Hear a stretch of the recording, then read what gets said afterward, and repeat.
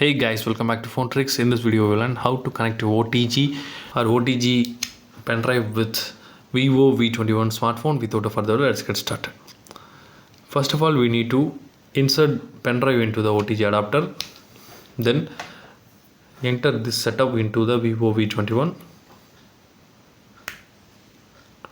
So I will connect it now. Now you can see the USB option is coming. The notification, you need to click on this page, then click open with files.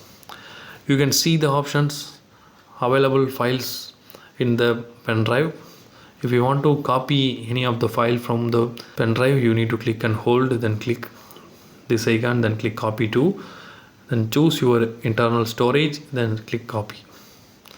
So like this you can copy the files to pen drive, or you can do with the pen drive to phone. So if you want to remove the OTG, you need to come back to the notification panel, then click on this icon, then click eject. So without ejecting, you don't remove the pen drive, so it will damage your pen drive or your phone. So that's all guys. I hope this video is very useful to you. If you like this video, hit thumbs up and do subscribe our channel for more interesting phone videos. Thank you.